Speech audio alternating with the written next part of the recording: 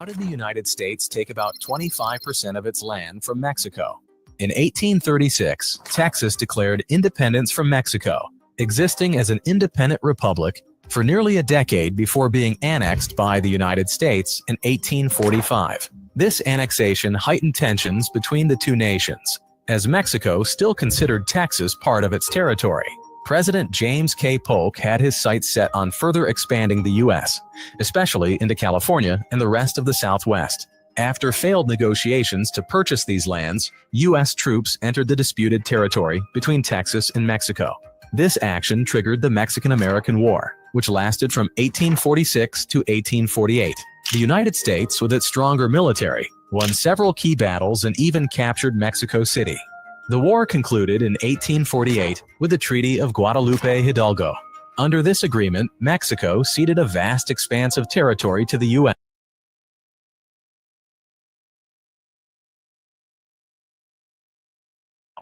To the protest marches on DFW streets today, all have cleared out for late this evening. However, not before that big show of solidarity among immigrants and advocates who are opposing the President Trump's mass deportations. We start with our Ken Molestina, who is with this crowd in West Dallas. Well, this highly controversial and debated topic over immigration and enforcement took to the streets today here in Dallas. More than 1,000 people showed up here to the Margaret Hunt Hill Bridge, pro-immigrant advocates, all saying they wanted their voices to be heard. Chants of Si se puede, or yes we can, the battle cry for immigrants fighting for rights in the U.S. were heard widely and loudly at Sunday's Dallas protest against mass deportations. Police keeping a watchful eye on the large crowds on the Margaret Hunt Hill Bridge, as those who showed up to sound off in March made their message clear. I feel like this is something really good, and I want to thank God for it because it's not every day you're going to see all your people here. Jocelyn Ibarra is one of the two 16-year-old organizers of this protest who says this was all put together over social media in the past days. To be honest, we didn't expect that we were going to get this much attention on social media. It started with a small idea on TikTok, and it became something really big. Also in attendance was Pastor Isabel Marquez of Oak Lawn United Methodist Church. She's one of the faith leaders who works directly with new and undocumented immigrants who have recently arrived in Dallas. So we're asking for respect, we are asking for the rights to be respected, and we're asking for freedom to be able to have a better opportunity here in this country. When speaking to folks involved in this march, in this demonstration, you get the sense that many of them are feeling all kinds of emotions, including panic in some cases fear, but some say they're also holding out hope. He's actually motivated, because seeing all these other people, undocumented, documented, all out here. I can tell you that organizers and immigrant rights advocates are promising to continue these types of demonstrations as long as there is a continued change in the enforcement of immigration laws in this country by way of Donald Trump and his administration in the White House. They say you can expect this to happen again. We're in Dallas. Ken Molestina, CBS News, Texas. And we saw it just down the street, if you will, down the turnpike, right there in Fort Worth as well. This is another protest. Hundreds marching from West 7th area into the downtown area as well. They too chanting and carrying flags and posters. When we asked folks why they were out today, they told us they were there to spread awareness and push against the president's plan. But more than anything, we heard words like family and community. My parents were both born in Mexico, and coming out here is supporting my people, my family, my friends, and people that I don't know as well. I do it for my family at the end of the day.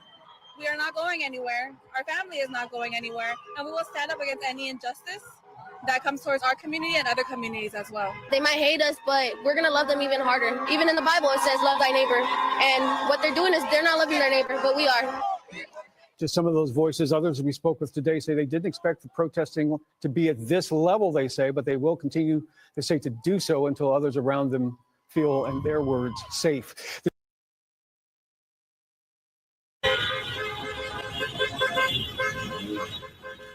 Honking car horns and chanting people. More protests today against President Trump's immigration policies. Many students walked out of school today to join in. Fox 7's Laura Diaz live for us in downtown L.A. Laura. Yes, we've been here since this morning. It was very boisterous, but not violent. That's what I witnessed. Kids who were very passionate about their message. They were young. Many of them were from the local high schools. But you get a glimpse now of what we saw. the students were like, oh, we're going to walk out. On the bridge named after civil rights leader Cesar Chavez, hundreds march for immigrants' rights from LA's east side to the corridors of power, downtown LA Tuesday. Meanwhile, new legislation was introduced by LA Councilman Hugo Soto Martinez and several colleagues to protect immigrants in the city. Los Angeles will not be complicit. We will use every single tool to protect our residents. The new Know Your Rights campaign includes lawyer advocates and notifying work sites of ICE raids. Activists crowded the street in front of City Hall with signs and chanting. My grandparents come here to work so hard, and then they have to get out. They have to leave because I'm on Trump. Shortly before 1 o'clock this afternoon, these large group of what was mostly students descended upon Gloria Molina Park. Many of them told me that they were from schools on the east side, and they wanted their voices heard on this afternoon. The demonstration was peaceful, no arrests, according to the LAPD. We saw Mexican flags flying in the wind, and flags like this one with homage to America and Mexico. Since my mother came from Mexico and I was born here, I'm American. Since I'm born here, the Mexican part stands for my mother. I'm proud of everything. I'm not going to disrespect this country. I've seen people burn the flag. No, I'm not here to do that. I'm here to show up for my people. I'm not here trying to... These kids should be in school. I know they should be in school, but at the end of the day, this is our culture. We're here to make a stand. We walked from City Hall to Olvera Street as protesters continued their track. The student demonstrator told me she's an AP student with dreams of being a lawyer. Her parents have no papers. I've had a conversation with them. We've had a plan. We make sure that they know what their rights are, because regardless of where you come from, you have rights here in America. Schools like Garfield and Roosevelt were represented today. Some of the students told me that they normally attend classes there. They felt passionate enough to walk off campus today. Most of that information was spread via social media. I can tell you this, though, the school district didn't want their kids out here. They encouraged students to stay on campus where they can be safer. Coming up in just a minute, we're going to have more about a dust-up that occurred just a little while ago. I'm Laura Diaz reporting live from downtown LA. Sending it back to the studio. All right, Laura, thank you. Skyfox over the scene of a smaller protest that broke in downtown LA about an hour ago. This one at Figueroa.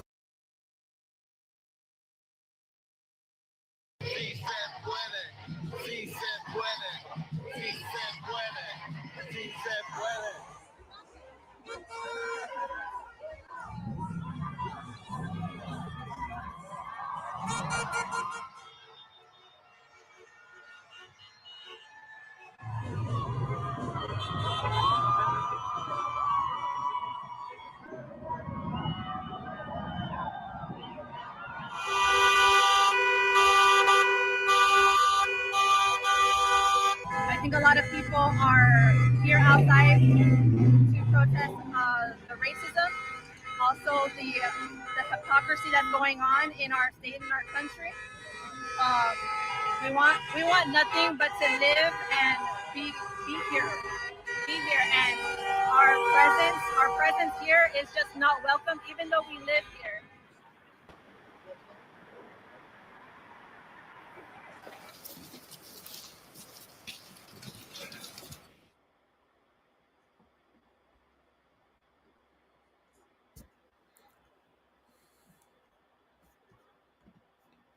This is the book of 2nd Ezra, chapter 13, verse 40. This is going to prove in the Bible that our forefather Ezra prophesied that the so-called Mexicans, the Latin tribes, and the Native Americans would come over here by ship on their own will through the spirit and the power of the Most High to inhabit this Western Hemisphere, which is called the Americas today. We are the first people that was over here. We are the true indigenous people to the so-called Americas. 2nd Ezra chapter 13, verse 40. Those are the 10 tribes. Who are the 10 tribes? Those are your Ephraimites, which are your Puerto Ricans, your Manassites, which are your Cubans, your Sibianites, which are your Dominicans, your Zebulianites, which are your Guatemalans, to your Panamanians, your Central Americans, which are the Mayans. You got your Gadites, which are the American Indians. You got your Reubenites, which are your Seminole Indians. You got your Asherites, which are your Colombians, right? To the Salaki to Uruguays, those are your South Americans, which will be the Incas. You got your Salaki, you got your Mexicans, which is from the tribe of Issachar, who were the Aztecs. And then you got your Naphtalians, which are the Argentinas and the Chileans. Those are the 10 tribes. Read it on, which were carried away prisoners out of their own land in the time of Osea the king, whom Salmanazar, the king of Assyria, led away captive. And he carried them over the waters, and so came they into another land. But they took this counsel among themselves, that they will leave the multitude of the heathen and go forth into a further country where never mankind dwelt. Remember that, a further country where never mankind dwelt.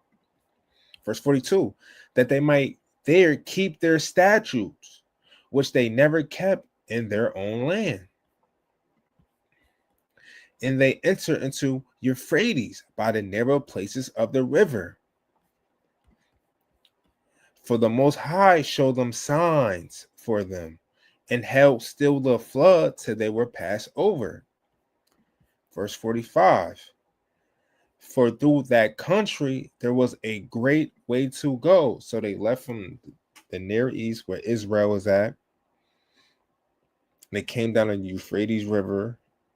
I think that is through India or Iran, wherever, Salakia. Namely, of a year and a half. So it took a year and a half to come over to the Western Hemisphere. They had to come around Africa, right? And the same region is called Asareth. So what is Asareth? Asareth, the name of the land beyond the great river, far away from the habitation of man, in which the 10 tribes of Israel will dwell, observing the law of Moses, until the time of the restoration, according to 4th Ezra, chapter 13, verse 45. Columbus identified America with this land. So you see, those 10 tribes, which included the so-called Mexicans from the tribe of Issachar, you were the first ones over here. This is your land. America, Mexico, Texas, Nevada, Arizona, California, wherever you dwell in America, doesn't matter.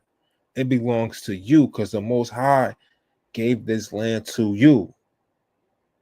So technically, you're not an immigrant. You're not an illegal. You're not an alien. You belong here. This is your inheritance.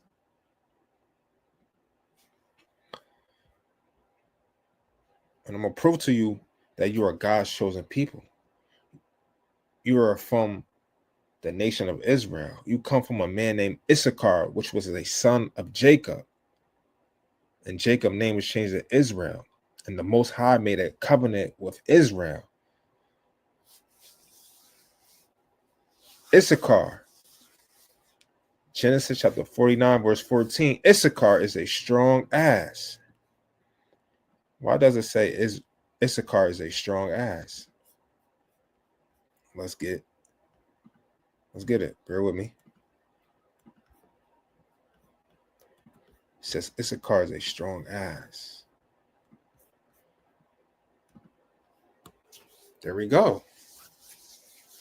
Because that's your national mascot. That's your indicator. Tijuana. Where's Tijuana? Mexico. See our world famous donkey show.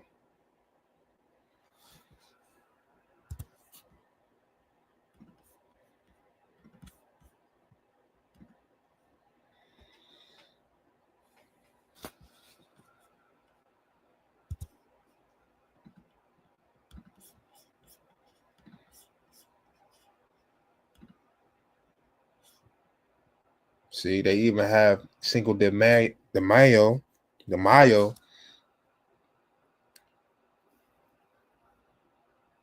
a donkey as one of its decorations.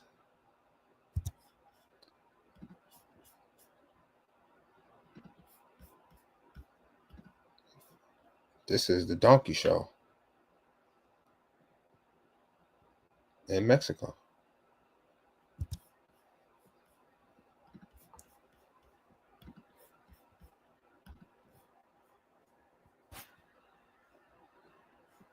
And it has the two burdens on each side. Remember the two burdens of the strong ass, the donkey.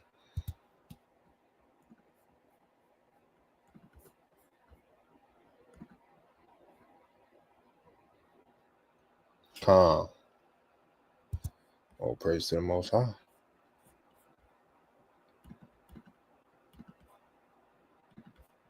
So when we go back to the prophecy to prove that Issachar will be Mexico, Issachar is a strong ass, couching down between two burdens.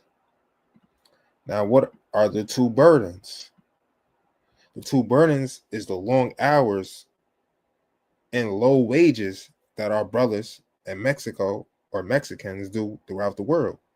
They work 10 to 15 hours a day doing maintenance work, housekeeping, dishwashing, diner cooks, sweatshops, farm work, construction. They landscape, they're truck drivers, they work in assembly plants. And in many cases, Mexicans are paid lower than average wages. And the two burdens also is describing where they would be located in the Western Hemisphere. Right? Let's get the US map.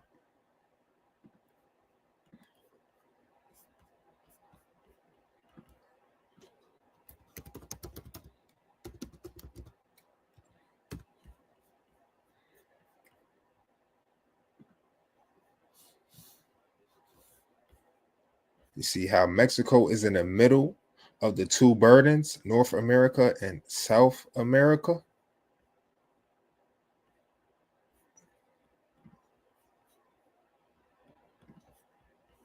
Wish I could zoom in more.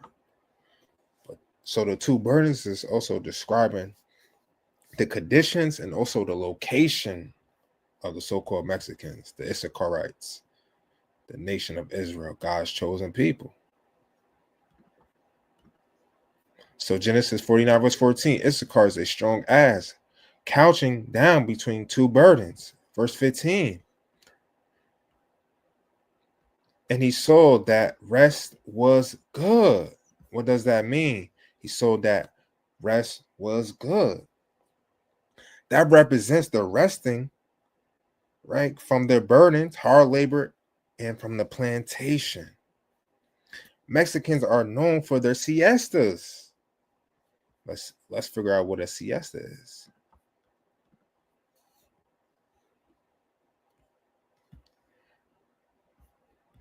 A siesta is a short nap or rest break in the afternoon. That is a common part of Mexican culture. The word siesta comes from the Spanish word for nap. What happens during siesta? People take a nap, people run errands, people eat lunch, people relax, and entire streets may close. It also has other information. Here we go. What are the benefits of a siesta? Siestas can boost alertness, mood, and memory. Siestas could reduce stress. Reading on, in the land that it was pleasant. What does it mean that the land was pleasant? It's because Mexico is one of the most popular, favorite vacation spots because of the beautiful weather, the tourist sites, and the activities and the great food that Mexico has. Reading on, and bowed his shoulder to bear, and became a servant unto tribute. That's going back into history. That's going back to the mid 1500s when Hernan Cortez and Alvarado, the conquistadors, the Spaniards, the so-called white man, had a total They had a total of 200,000 Mexican slaves. That's what it means to bow his shoulder to bear. Read it on. And become a servant unto tribute. What does that mean? They was forced to pay tribute of gold, silver, herbs, and spices. And to this day, they work hard for light pay.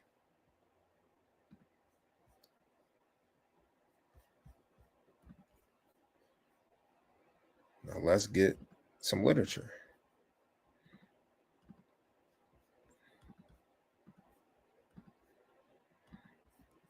This is from the book, The Lost Tribes in Promised Lands by Ronald Sanders.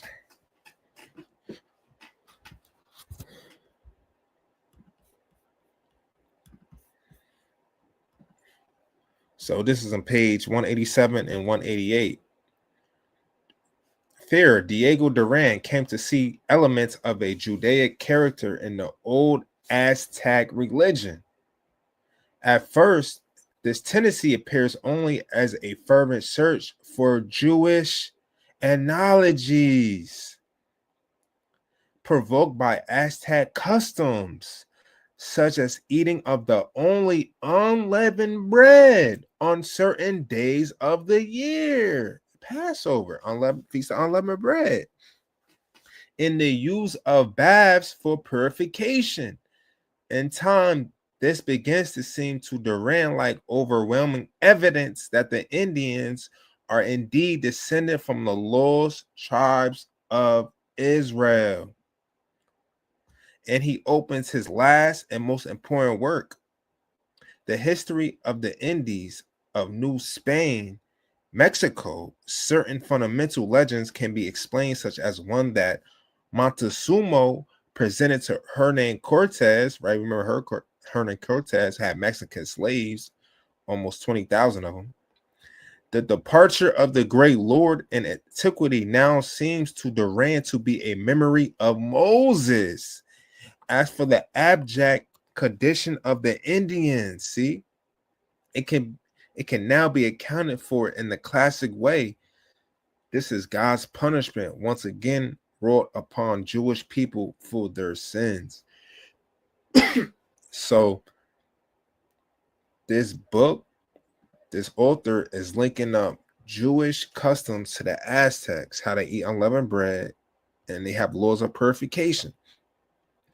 Also, he is also linking up how the same way they were slaves to the conquistadors, the same way the Israelites were slaves to the Egyptians during the time of Moses.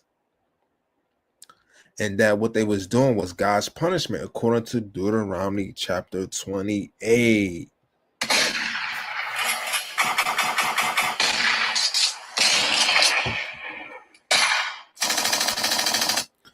Let's get more. It's the book, The History of the American Indians.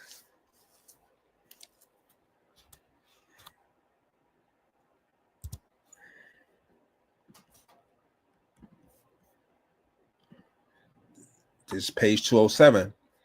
Lopez de Gomorra tells us the Mexicans were so devout as to offer to the sun and earth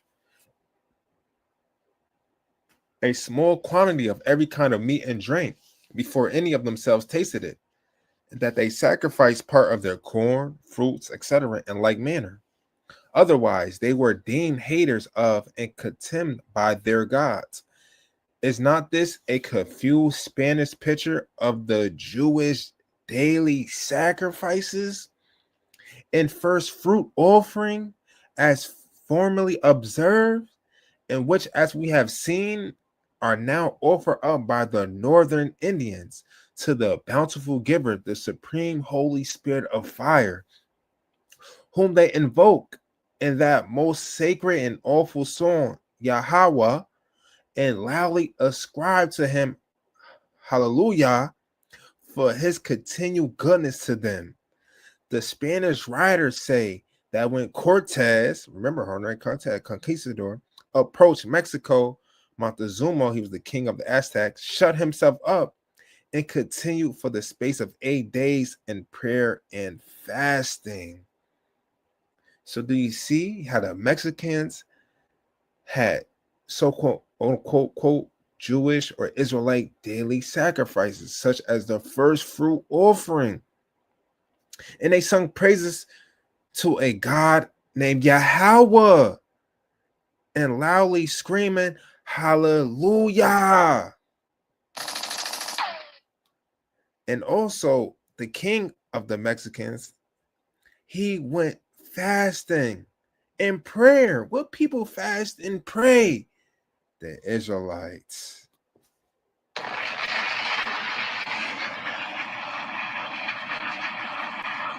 All praises to the Most High. I got more.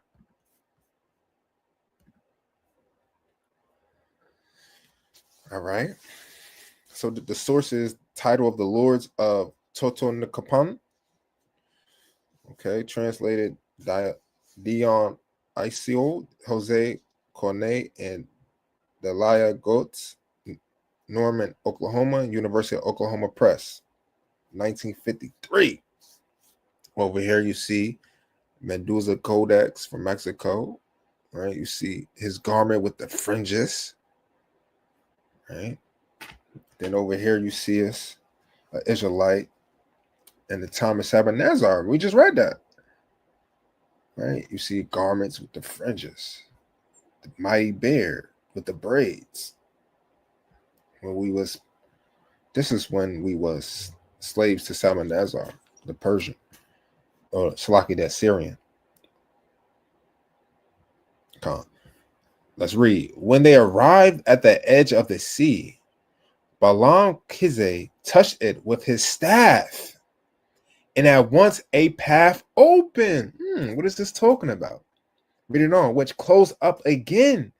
For thus the great God wished it to be done, because they were the sons of Abraham and Jacob. Damn, son, where'd you find this? This is talking about Moses parting the Red Sea. They called him Balaam Kize. The Mexicans had writings, historical records of our forefather Moses, Abraham and Jacob, the Most High God, the departure from Egypt, the Exodus. All praises to the Most High.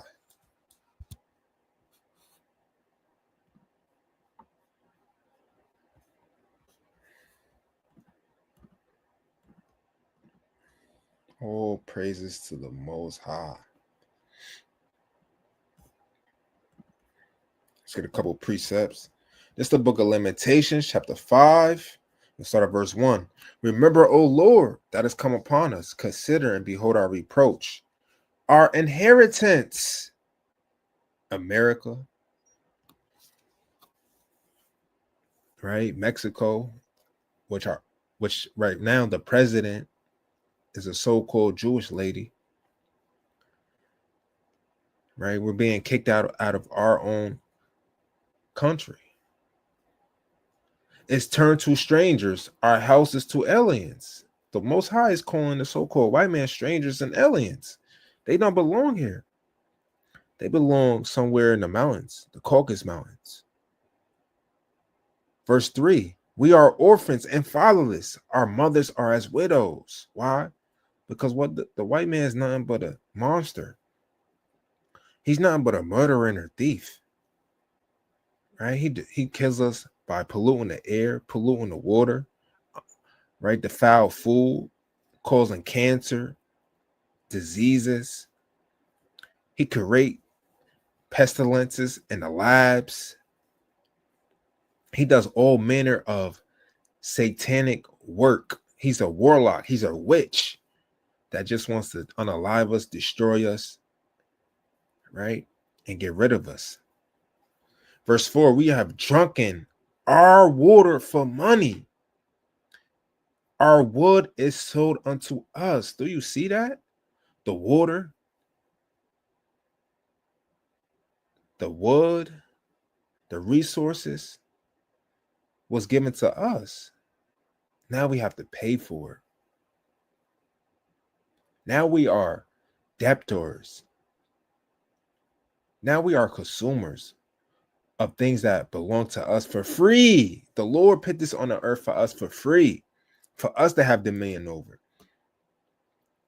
Verse 5, our necks are under persecution. The immigration policy, ICE, local, state enforcers coming to kidnap us, take us, grab us, yank us up, put us in cages, lock us up, torture us. We don't know. We labor and have no rest. And that's what we do. We have no rest. Our souls have no rest. We are physically, mentally, psychologically tired and distressed and stressed and depressed and suppressed. This is the book of Job, chapter 20, verse 19. Because he have oppressed and have forsaken the poor. Who is he?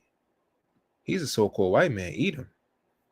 The so-called Jewish man, Donald Trump, the Trump administration, the Republicans, the white supremacists, the white nationalists. They have oppressed us and forsaken us. They don't care about us. Ain't they supposed to be Christians? I thought Christians supposed to love your neighbor as you love yourself. I thought Christians believe in John 3:16, for God so loved the world. Why you can't give us, our brothers, the Mexicans and the other Latin tribes, their rights? Why we can't become citizens? Why we can't just stay in America and dwell and hold hand in hand? Which reading on, because he had violently taken away an house which he buildeth not. They taken away the land of Mexicans. They taken away California. They taken away Nevada, Arizona, and Utah and Texas. And they have taken over Mexico. And they given our brothers and sisters guns and drugs. That's why you got the cartels. And then they set a damn a convert, a damn a robber, a faker, a blasphemer as a president over Mexico, a Shedamite, an Amalekite. Verse 20, surely he shall not feel quietness in his belly. He shall not save that which he desired. Verse 21, there shall none of his meat be left. Therefore shall no man look for his goods. In the fullness of his sufficiency, he shall be in straits. When they think America's being great again, when they think that the tariffs is going to make them prosper, have a better GDP, making the economy blow up, he shall be in straits. Read it on. Every hand of the wicked shall come upon him. Why? Because there are oppression. Verse 23, when he is about to fill his belly, God shall cast the fury of his wrath upon him and shall rain upon him while he is eating. While everything is good for the so-called white man, he's watching the Super Bowl, his World Series, his NBA Finals, he's drinking his beer and his hot dogs and his nachos and cheese. As he is enjoying his mega parties, he's joining his Grammys and his VMA awards and Oscar awards, and he is enjoying the Statue of Liberty, and he just getting indulged and having a good time in America. Verse 24, he shall flee from the iron weapon, and the bow of steel shall strike him through. That's the nuclear bombs, the nuclear missiles that Russia got, Iran has, China, NATO. Verse 25, it is drawn and cometh out of the body. That's the silos. Yeah, the glittering sword, the ICBM missiles, the nuclear weapons, cometh out of his gall. Terrors are upon him. And terrors will come to the land of America, Mystery Babylon. It will be a lake of fire for all the injustice, for the violence, for the bloody crimes, for all the unjust dealings and hypocrisy that these people, the corporations, the elites have done to our people, the Mexicans, the Native Americans, and the so-called blacks, which are the Israelites.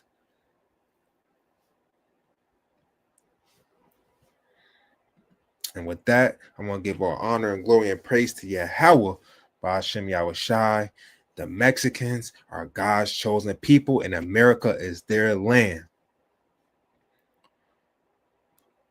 Kam Yashrala, Yahweh Ba'ashem Yashar Brakatham.